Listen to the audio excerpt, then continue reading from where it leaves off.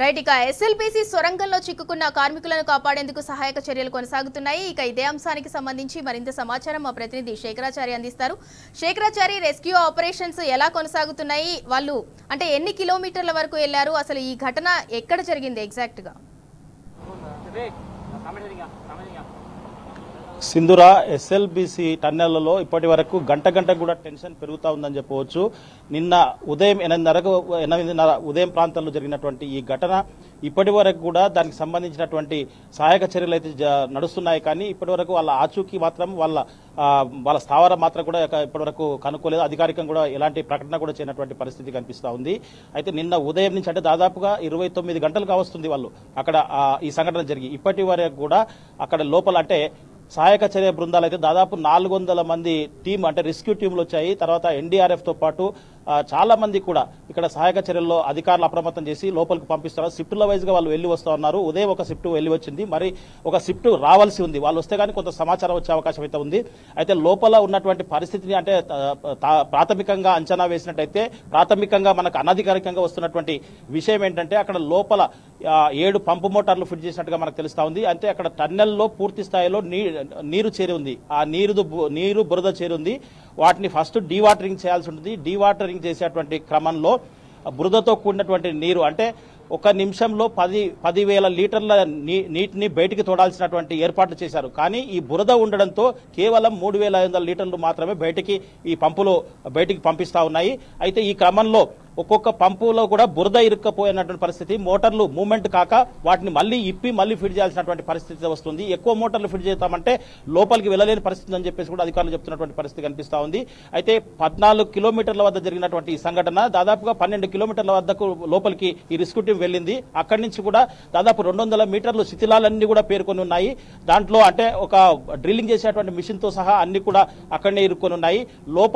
లోపలి భాగంలో 8 మంది నిస్సహాయ స్థితిలో ఉన్నారని చెప్పేసి అక్కడ వాళ్ళు నిన్న 29 గంటల నుంచి కూడా అక్కడనే చిక్కుకుపోయి ఉన్నారు. వాళ్ళు 2 ఇంజనీర్లు, తర్వాత మరొక 2 ఆపరేటర్లు, మిషన్ ఆపరేటర్లు, ఒక 4 కార్మికులు అని చెప్తా ఉన్నటువంటి పరిస్థితి. ఆ ఉదయం జరిగినటువంటి సంఘటన వరకు ఎంతమంది చిక్కుకున్నారన్న విషయం నిన్న సాయంత్రం మంత్రులు వస్తే గానీ ఆ విషయం బయటికి రిలీజ్ చేసినటువంటి పరిస్థితి. అయితే మొత్తం అక్కడికి నిన్న సంఘటన జరిగినప్పుడు 50 మంది లోపలికి వెళ్ళినటువంటి పరిస్థితి. 50 మంది ఉన్న క్రమంలో జరిగితే 42 మంది క్షేమంగా సురక్షితంగా భయభ్రాంతులకు గురై బయటకు వచ్చినటువంటి పరిస్థితి కనిపించింది. ఆ క్రమంలో నిన్నటి నుంచి కూడా అధికారులు అప్రమత్తమై రాష్ట్ర ప్రభుత్వం అప్రమత్తమైంది. కానీ ముందు జాగ్రత్త చర్యలు అంటే ముందు వీళ్ళు పని స్టార్ట్ చేసి కూడా చాలా రోజులైంది. గతంలో ఎక్కడైతే మనము ఈ కుప్ప కూలినటువంటి టన్నెల్ ఉందో ఆ టన్నెల్ వద్ద ఆ రిబిట్ అంటే సిమెంట్ లాంటిది ఒక భద్రతా వలయాన్ని ఫిట్ చేస్తారు. ఆ ఫిట్టింగ్ లో గతంలోనే వాటర్ వచ్చినట్టుగా చెప్తా ఉన్నారు. వాటర్ వచ్చినందుకే గతంలో ఆ పని ఆపినట్టుగా చెప్తా ఉన్నారు. అయితే మళ్ళీ ఆ పనులు షురూ చేశారు.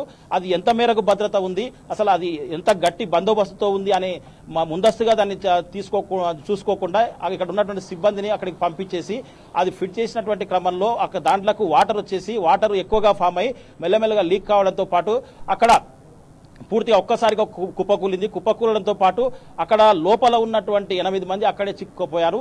మిగతా 42 మంది మాత్రం సురక్షితంగా వచ్చారు. అయితే 400 మంది రెస్క్యూ చేస్తున్నప్పటికీ కూడా అక్కడ 12 కిలోమీటర్ల వద్దకే వెళ్లి అక్కడి నుంచి నడుచుకుంటూ వెళ్తున్నామని చెప్పేసి కొంత టెక్నాలజీ మాత్రం ఉపయోగిస్తున్నాము అని చెప్పేసి కొన్ని ఫొటోస్ కూడా బయటికి తీసుకొచ్చినటువంటి పరిస్థితి. అయితే ఆ ఫోటో గోప్యంగా ఉంచారు కానీ ఒక చెయ్యి కనిపిస్తుంది అన్నట్టుగా కూడా మనకు ప్రాథమిక సమాచారం వస్తూ ఉంది. అది అనధికారికంగా వస్తూ ఉంది. అధికారికంగా మాత్రం ఇప్పటి వరకు అసలు వాళ్ళ పరిస్థితి ఏంటి, వాళ్ళకి లోపలికి ఆక్సిజన్ అందుతుందా లేదా, వాళ్ళ లోపల వెలుతురు అంటే కరెంటు ఉందా లేదా అన్న సమాచారం కూడా ఇప్పటివరకు లేదు. కాకపోతే అధికారికంగా వాళ్ళను సురక్షితంగా ప్రాణాలతో కాపాడతామనే మాట మాత్రం చెప్తున్న పరిస్థితి కనిపిస్తా ఉంది. ఇలాంటి ఇన్సిడెంట్స్ గతంలో వేరే రాష్ట్రాల్లో కూడా జరిగాయి. ఆ రాష్ట్రంలో సహాయక చర్యలు చేపట్టిన వాళ్ళ టీంలను కూడా తీసుకొచ్చాము.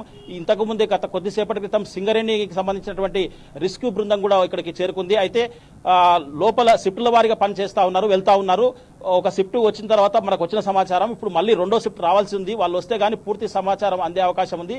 అయితే ఇది అనధికారికంగా ఎక్స్పర్ట్స్ చెప్తున్నటువంటి విషయం అంటే దాదాపుగా 2-3 రోజులు పట్టే అవకాశం అయితే ఖచ్చితంగా ఉందని చెప్తున్నటువంటి పరిస్థితి అయితే కనిపిస్తా ఉంది. మొత్తంగా చూసినట్టయితే ఇది ప్రభుత్వం అంటే ముందు చూపు ఆలోచన లేకపోవడం, కావాల్సినటువంటి తగు జాగ్రత్తలు తీసుకోకపోవడం, తర్వాత లేక ఒక ప్రాజెక్ట్ ఇది మూవ్మెంట్ స్టార్ట్ చేస్తే ఇది ఇట్లా కావడం, దాంట్లో అసలు ఎక్కడో పుట్టారు పాపం, వాళ్ళ పుట్టకూటి కోసం ఇక్కడ వచ్చారు, వాళ్ళ పనుల నిమిత్తం, తర్వాత వాళ్ళ డ్యూటీల నిమిత్తం లోపలికి వెళ్లారు, వాళ్ళు నిస్సహాయంగా లోపలనే చిక్కుకపోయారని చెప్పేసి కూడా చాలా మంది ఇక్కడ బాధపడతా ఉన్నటువంటి పరిస్థితి కనిపిస్తా ఉంది, ఆవేదన వ్యక్తం చేస్తున్న పరిస్థితి కనిపిస్తా ఉంది. ఏదేమైనప్పటికీ అధికార బృందం ఇక్కడ కలెక్టర్తో పాటు, నాగర్ కర్నూలు జిల్లా కలెక్టర్తో పాటు ఎస్పీ, తర్వాత ప్రత్యేక అధికారులు కూడా దీనికోసం ఇక్కడ వచ్చి నిరంతరం కృషి చేస్తున్నప్పటికీ అక్కడ ఉన్నటువంటి పరిస్థితులు అనుకూలించట్లేదు. సహాయక చర్యలు ముందుకు పోవాలన్న అనే ఆలోచనతో వాళ్ళు ప్రయత్నాలు చేస్తున్నప్పటికీ కూడా లోపల అంటే జరగరానటువంటి ఏవి జరగకూడదు అదంతా కూడా జరిగిపోయినట్టుగా కూడా మనకు తెలుస్తా ఉంది. అంటే వీళ్ళు అంచనా వేయనటువంటి ప్రమాదం కూడా అక్కడ జరిగినట్టుగా కూడా చెప్తున్నటువంటి పరిస్థితి కనిపిస్తా ఉంది. ఏదేమైనప్పటికీ సహాయ చర్యలు అయితే ఇంకా ముమ్మరం చేయాల్సినటువంటి అవసరం ఉంది. ఇప్పటికే దీనిపైన BRS party working president KTR తో పాటు మాజీ మంత్రి హరీష్ రావు, కవిత కూడా స్పందించారు.